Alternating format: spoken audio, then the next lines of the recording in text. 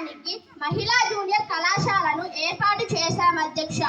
అంతేకాకుండా మహిళల చదువు కోసం ఎంతో సమయం కేటాయిస్తూ వాళ్ళ అభివృద్ధి కోసం కృషి చేస్తున్నాం అధ్యక్ష. పిల్లలకు నాణ్యమైన భోజన సౌకర్యాలు అందిస్తున్నాం అధ్యక్ష. ఈ అవకాశం ఇచ్చినందుకు ధన్యవాదాలు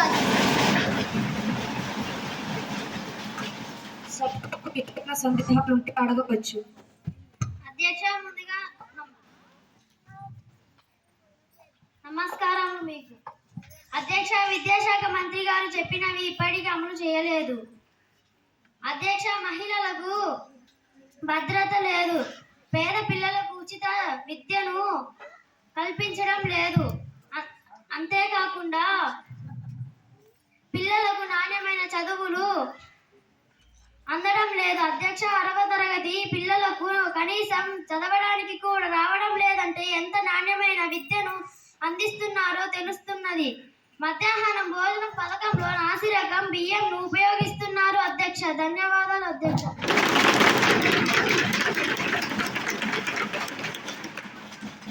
అధికార పార్టీ వారు సమాధానం చెప్పాలని. అధ్యక్ష, ప్రతిపక్షం వాళ్ళు చెప్పేది కొంతవరకు నిజం. విద్యా నాణ్యత విషయంలో చాలా వెనుకబడి ఉన్నాము.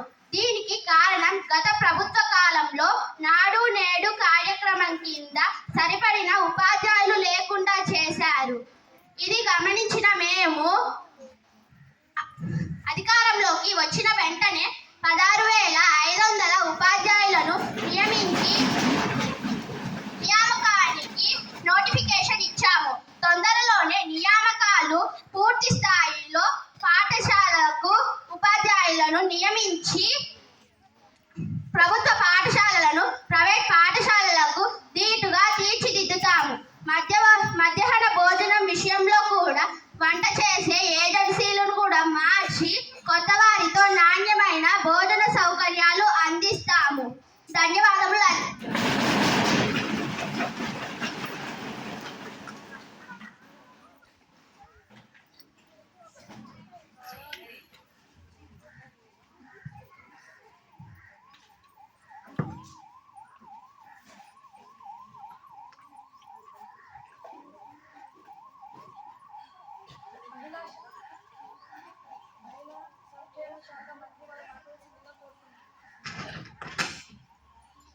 గౌరవనీయులైన అధ్యక్షుల గారికి నా నమస్కారం.